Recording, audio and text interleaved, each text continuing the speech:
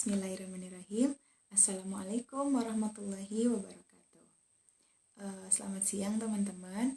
Alhamdulillah pada kesempatan kali ini kita bisa berjumpa kembali dalam mata kuliah seminar pendidikan biologi.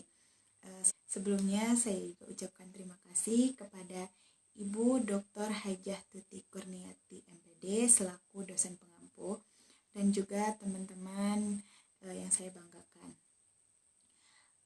Pada kesempatan kali ini, insya Allah saya akan memaparkan jurnal internasional dengan judul yaitu Penerapan Strategi Pembelajaran Biologi Berbasis Puzzle dalam meningkatkan sikap siswa sekolah menengah atas terhadap ekologi di Wukari Metropolis, atau dalam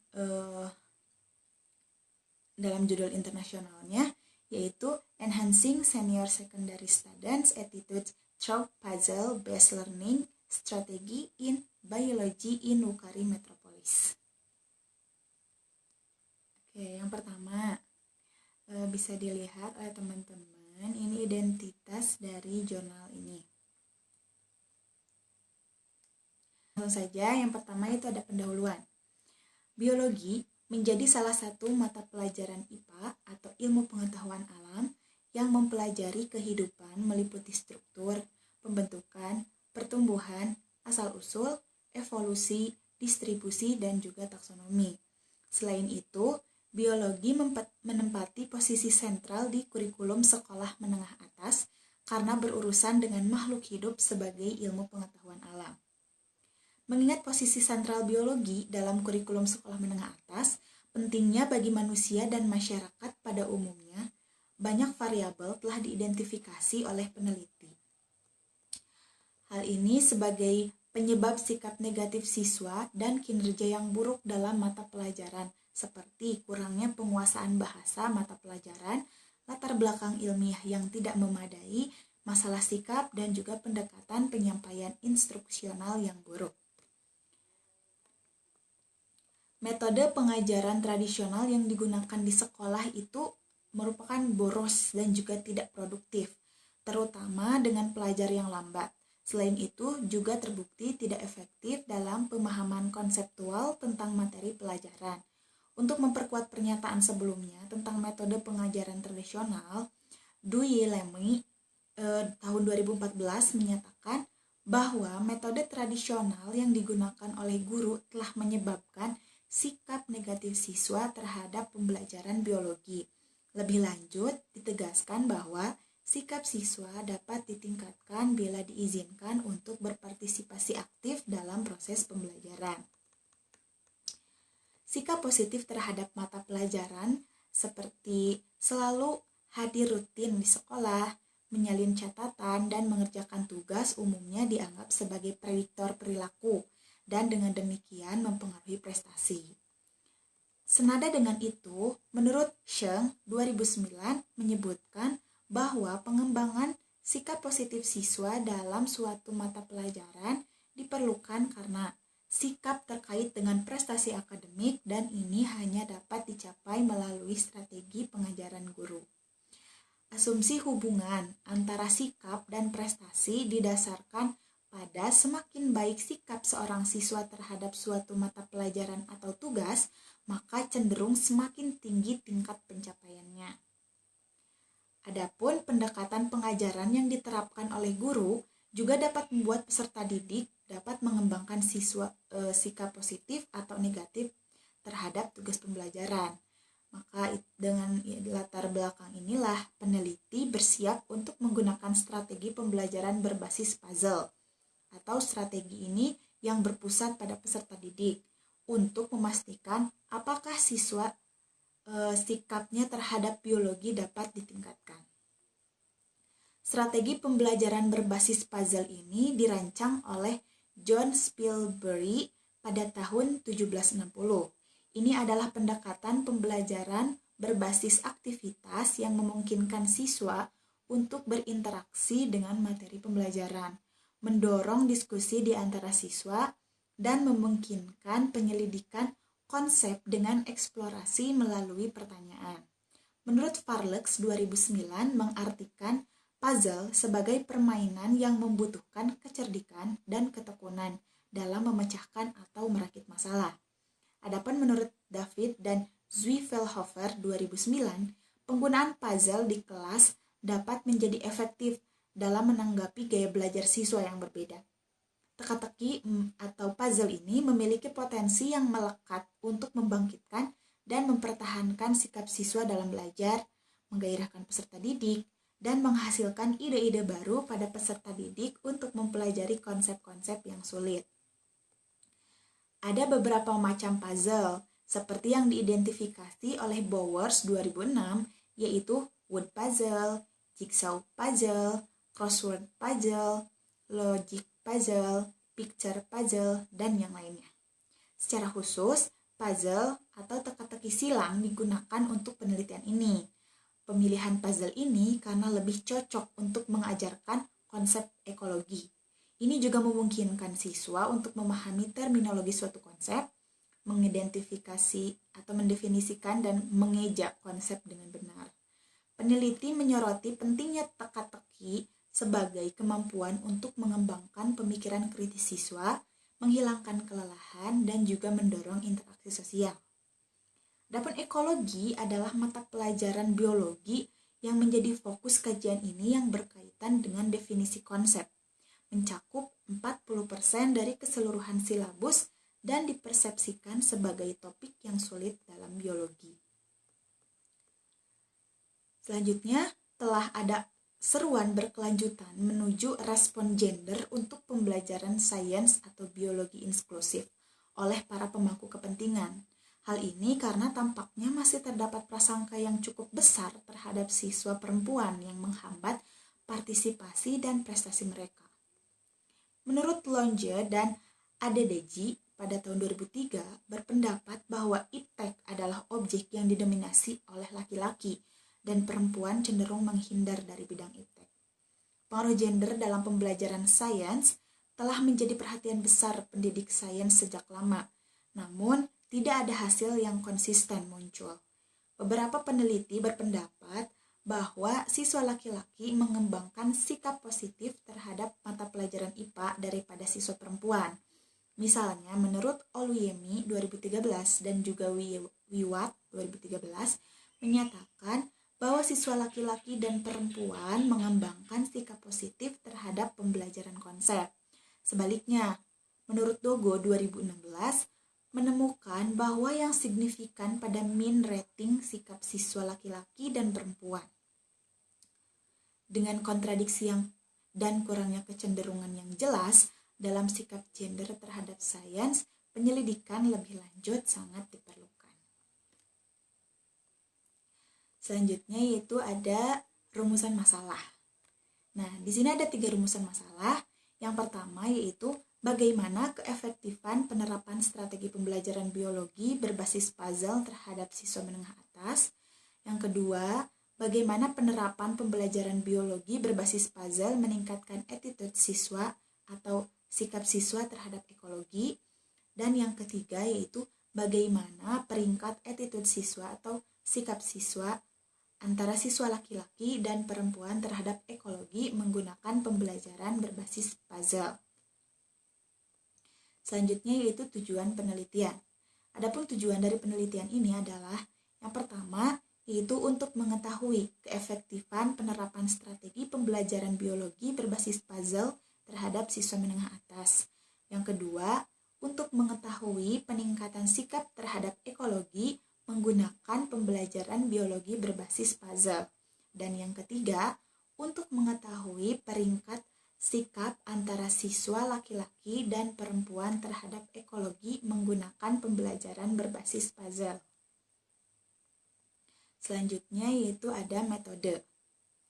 Ada metode yang dilakukan pada penelitian ini, yaitu penelitian ini mengadopsi desain kuasi eksperimental dari tipe kelompok kontrol pretest, post-test, non-equivalent. Nah, pada penelitian ini ada kelas utuh digunakan untuk menghindari gangguan program. Dan sampelnya itu 210 dari 2.180 siswa di 4 sekolah menengah atas yang berada di kota metropolis Sukari di negara bagian Taraba digunakan untuk studi ini. Nah, multi-stage sampling, tepatnya purposive dan simple random sampling teknik digunakan dalam menggambar ukuran sampel. Nah, dua sekolah dari 4 sekolah yang digunakan untuk penelitian ini ditugaskan untuk eksperimen dan 2 lainnya ditugaskan sebagai kelompok kontrol. Selanjutnya itu instrumen yang digunakan untuk pengumpulan data adalah Students Attitude to Ecology Inventory atau SAEI. Nah, SAEI ini adalah 30 item instrumen yang diadaptasi dari Venema dan Sherman pada tahun 1976 oleh peneliti.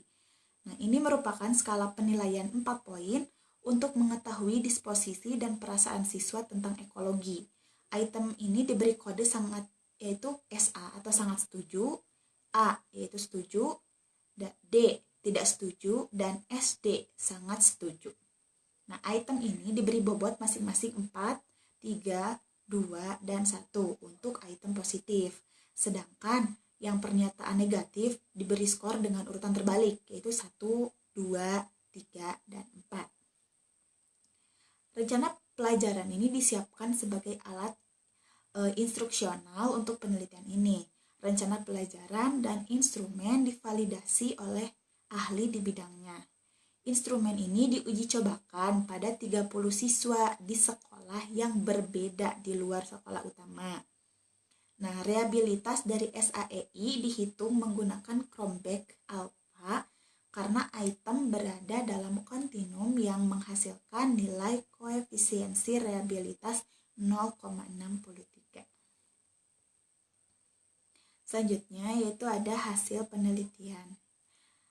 Bisa dilihat teman-teman ada tabel ya di sini, tabel yaitu tabel rata-rata penyimpangan standar penilaian sikap siswa dan dalam kelompok eksperimental dan kelompok kontrol.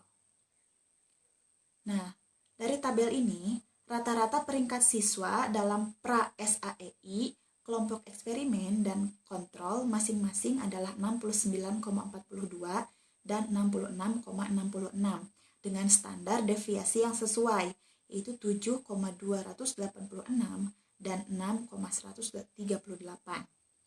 Perbedaan antara rata-rata peringkat sikap siswa kelompok eksperimen dan kelompok kontrol adalah 2,76. Di sisi lain, rata-rata skor penilaian sikap siswa pasca SAEI, kelompok eksperimen dan kelompok kontrol masing-masing adalah 71,64 dan 66,66 dengan standar deviasi 8,922 dan 6,138. Perbedaan antara peringkat sikap rata-rata kelompok eksperimen dan kontrol dari pasca SAEI adalah 4,98. Nah, ini menunjukkan bahwa siswa yang belajar dengan strategi pembelajaran berbasis puzzle mengembangkan sikap positif terhadap pembelajaran ekologi daripada mereka yang tidak belajar. Selanjutnya ada tabel kedua. Nah, tabel kedua ini merupakan ringkasan tabel ANCOVA 2 arah untuk pengaruh penerapan strategi pembelajaran berbasis puzzle pada sikap siswa dalam ekologi. Nah, bisa dilihat tabelnya. Tabel 2 ini menyajikan pengaruh strategi pembelajaran berbasis puzzle terhadap sikap siswa dalam ekologi. Nah, tabel ini menunjukkan ada F,205 sama dengan 14,138 karena P sama dengan 0,00 kurang dari 0,05, di mana 0,05 adalah tingkat signifikansi untuk penelitian tersebut. Hipotesis 0 bahwa tidak ada perbedaan yang signifikan dalam penilaian sikap yang dicapai oleh siswa yang belajar dengan strategi pembelajaran berbasis teka-teki atau puzzle, dan oleh karena itu kelompok pengajar tradisional ditolak. Nah, ini menunjukkan bahwa siswa dalam kelompok eksperimen mengembangkan sikap positif secara signifikan terhadap pembelajaran ekologi daripada kelompok kontrol. Nah, dari tabel 2 ini, pada derajat kebebasan, peneliti mengungkapkan bahwa hipotesis 0 ada perbedaan yang signifikan antara siswa laki-laki dan perempuan, tidak ditolak. Dengan demikian, hasil penelitian menunjukkan bahwa perbedaan sikap antara siswa laki-laki dan perempuan yang diajar ekologi dengan menggunakan strategi pembelajaran berbasis puzzle tidak signifikan secara statistik. Selanjutnya, ada tabel 3, yaitu tabel mean dan standar deviasi sikap siswa laki-laki dan juga perempuan. Bisa dilihat tabelnya.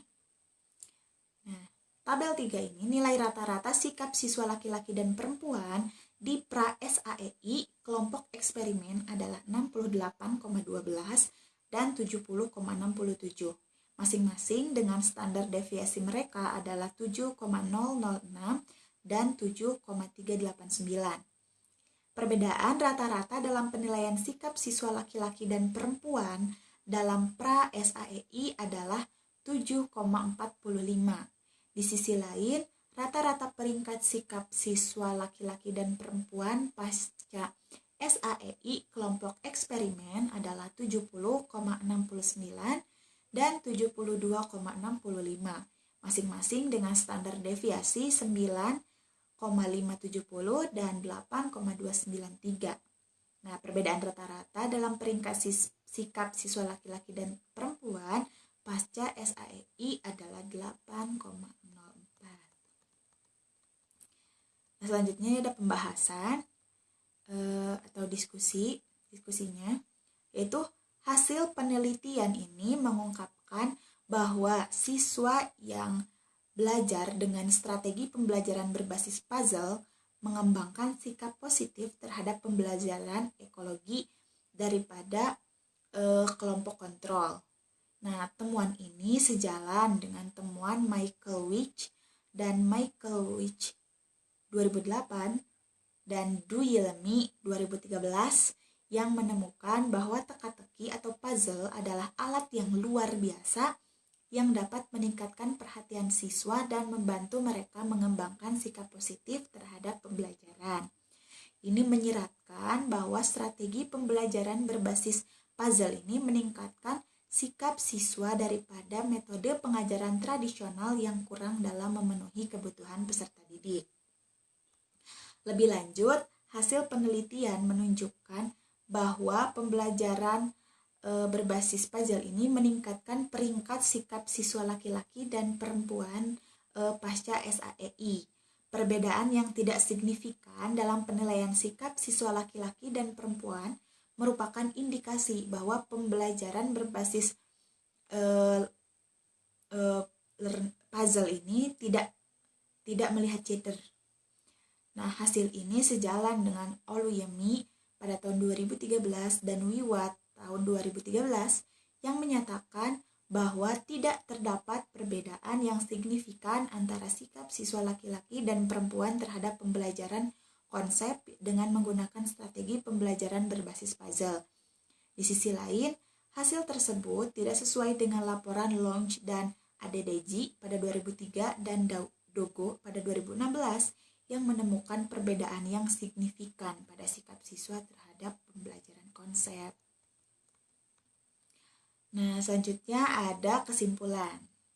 Terdapat 3 kesimpulan berdasarkan temuan tersebut, yaitu yang pertama, pembelajaran dengan strategi pembelajaran berbasis puzzle lebih efektif daripada pembelajaran dengan metode tradisional, karena strategi ini mengharuskan siswa untuk berinteraksi dengan materi pembelajaran, mendorong diskusi antar siswa, dan memungkinkan penyelidikan konsep dengan eksplorasi melalui pertanyaan.